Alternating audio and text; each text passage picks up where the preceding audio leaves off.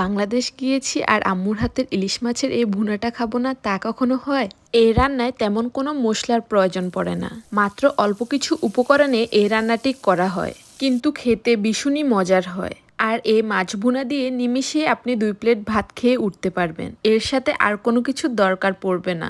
তাই ভাবলাম আপনাদের জন্য এই রেসিপিটির ভিডিও করে নিয়ে আসি, কিভাবে আমার আম্মু খুব অল্প উপকরণে রান্না করে। আপনারাও একবার বাসায় ট্রাই করে দেখতে পারেন।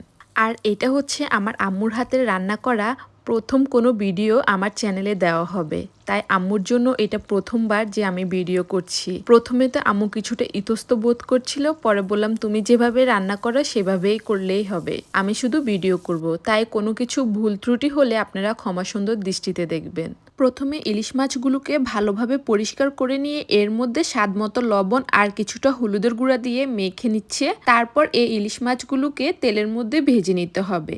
মাছটাকে অতিরিক্ত ভাজার কোনো প্রয়োজন নেই, এক এক পাশ 1 মিনিট করে ভেজে নিলে এনাফ। আর যারা কাঁচা মাছ খেতে পারেন তারা হচ্ছে না ভেজেও রান্না করতে পারেন। আমরা যেহেতু কাঁচা মাছ পছন্দ করি না, তাই আম্মু 1 মিনিট করে ভেজে নেয়। তারপর একটি পাতিলের মধ্যে সেই মাছ ভাজা তেলগুলো আর সাথে সামান্য কিছু পরিমাণ তেল দিয়ে পেঁয়াজ দিয়ে দিয়েছে 1 কাপের মতো। আর এই রান্নায় একটু বেশি পেঁয়াজের প্রয়োজন হয়, যেহেতু অন্য কোনো মশলা অতিরিক্ত ব্যবহার করা হয় না, তাই চেষ্টা করবেন পেঁয়াজটা একটু বেশি করে দিতে।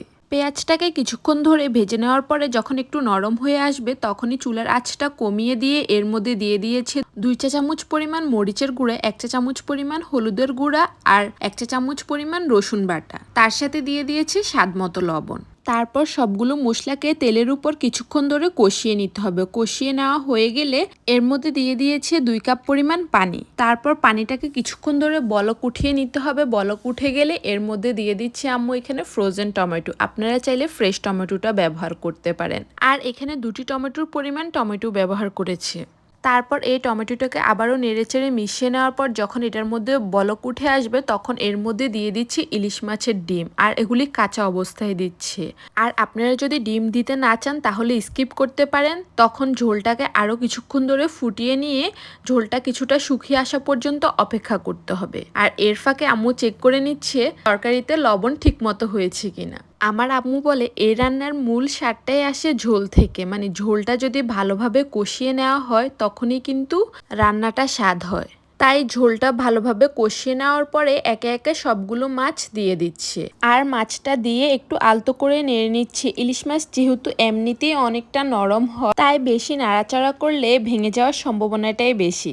মাছগুলোকে নাড়ানোর প্রয়োজন হলে পাতিলের হাতল ধরে একটু নাড়িয়ে দিতে পারেন। মাছগুলোকে দেওয়ার পরে চুলার আঁচটা কমিয়ে নিয়ে 5-10 মিনিটের জন্য রান্না করে নিতে হবে। 5-10 মিনিট ধরে রান্না করার ফলে ঝোলের মধ্যে ইলিশ মাছের যে একটা ঘ্রাণ থাকে, সেই ঘ্রাণটা ভালোভাবে ঢুকবে। তাহলে এই ঝোল দিয়ে গরম গরম 2 প্লেট ভাত নিমিষেই খেয়ে ফেলা যাবে। নামানোর আগে সবশেষে অনেকগুলো ধনিয়া পাতা উপর দিয়ে ছড়িয়ে দিয়ে কিছুক্ষণ ঢাকনা দিয়ে ঢেকে রান্না করার পরে রেডি মজাদার মাছ ভুনাটি। আর কার কার বাসায় এভাবে মাছ ভুনা রান্না করা হয় আমাকে অবশ্যই কমেন্টসে জানাবেন।